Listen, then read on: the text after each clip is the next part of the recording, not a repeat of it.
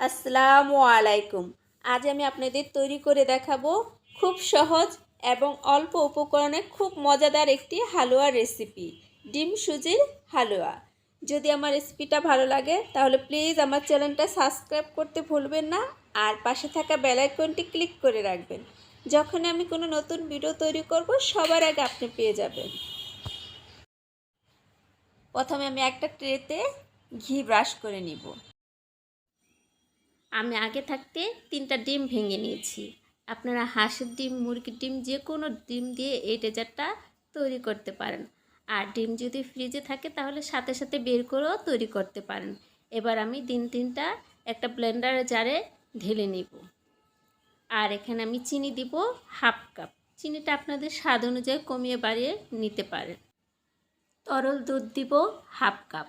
আর দুধটা আমি আগে থাকতে জাল করে নিয়েছি। আর চেষ্টা করবেন জাল করা দুধটা এখানে ব্যবহার করতে।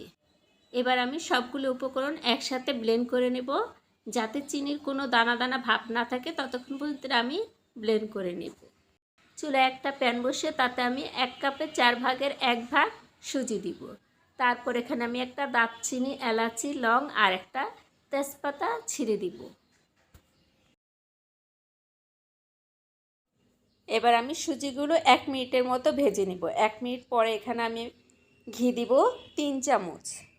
ঘিয়ের পরিবর্তে আপনারা বাটার অথবা ঘি আর তেল দুটো সমান করে দিতে পারেন। এবার আমি ঘিয়ের সাথে সুজিটাকে 1 থেকে 2 মিনিটের মতো ভেজে নিব। এতে করে সুজির যে একটা কাঁচা ভাব আছে সেটা চলে যাবে আর সুজিটা আমার ভাজা হয়ে যাবে। তারপর এখানে আমি আগে থাকতে জাল করা দুধ দিব মেজারমেন্ট কাপের 1 কাপ। আপনারা চাইলে এখানে দুধের পরিবর্তে পানিটাও ব্যবহার করতে পারেন। আবার পানির সাথে চাইলে আপনারা গুঁড়ো দুধটাও দিতে পারেন। এখানে 4 চামচ দুধটা দিলে সুজির হালুয়াটা খেতে বেশি মজা হয়। দুধটা দেওয়ার পর আমি অনবরত একটা চামচের সাহায্যে নাড়তে থাকবো। কোনো কারণে আর নাড়াটা বন্ধ করা যাবে না, তাহলে নিচে দলা বেঁধে যেতে পারে, তাহলে সুজির হালুয়াটা খেতে ভালো লাগবে না। যখন সুজিটা নাড়তে নাড়তে এরকম ঘন হয়ে আসবে তখন আমি আগে থাকতে যে ব্লেন্ড করে রেখেছিলাম ডিমের মিশ্রণটা তা এখন অল্প অল্প করে ঢেলে দিব আর চামচের সাহায্যে নেড়ে দিব। ডিমের মিশ্রণটা যখন দিব আমরা তখন চুলাটা সম্পূর্ণ অফ করে দিব। তারপরে ডিমের মিশ্রণটা অল্প অল্প করে দিব আর এভাবে চামচ দিয়ে নেড়ে দিব। তা না হলে যদি চুলাটা ধরানো থাকে ডিমের মিশ্রণটা দলা বেঁধে যাবে। যখন ডিমের মিশ্রণটা এরকম নাড়তে নাড়তে সব মিশে যাবে তখন আমি চুলাটাকে আবার ধরিয়ে দিবে। এবার আমি এখানে 1 চিমটি লবণ দিব। আর আপনারা যদি মিষ্টি খাবারে লবণটা পছন্দ না করেন তাহলে না দিলেও হবে। আর এখানে ফুড কালার দিব 1 চামচের 4 ভাগে 1 ভাগ। এটা সম্পূর্ণ অপশনাল, আমি কালারটা যাতে সুন্দর হয় সেজন্য দেব। আর এখানে আমি কেওড়া জল দিব 1 চামচের 4 ভাগের 1 ভাগ। আপনারা এখানে কেওড়া জলের পরিবর্তে এলাচির গুঁড়ো অথবা গোলাপ জলটাও দিতে পারেন।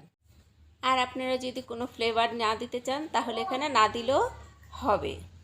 এবার নাড়তে নাড়তে যখন সুজির হালুয়াটা এমন ঘন হয়ে আসবে তখন এই পর্যায়ে আপনারা চাইলে কাজু বাদাম, পেস্তা বাদাম, কিশমিশও অ্যাড করতে পারেন। আবার চাইলে আপনারা মাওয়াটাও দিতে পারেন এখানে। এবার আমি যতক্ষণ পর্যন্ত নাড়তে নাড়তে হালুয়াটা ড্রাই হয়ে না আসছে আর প্যানের থেকে এভাবে ছেড়ে না আসছে ততক্ষণ পর্যন্ত আমি হালুয়াটা নাড়তে থাকবো।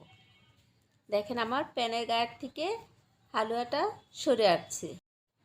এই পর্যায়ে আমি দারচিনি, এলাচি আর তেজপাতাগুলো উঠিয়ে নিব।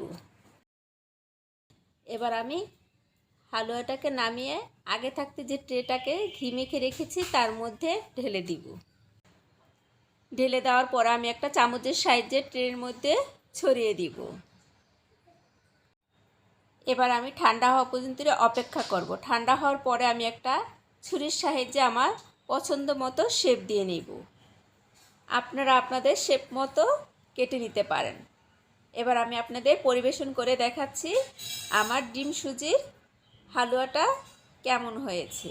আমি কিছু হালুয়া সাঁচের সাহায্যে ফুল তৈরি করে নিয়েছি। আল্লাহ হাফেজ। আবার দেখা হবে নতুন কোনো রেসিপি নিয়ে। সেই পর্যন্ত আপনারা সবাই ভালো থাকেন।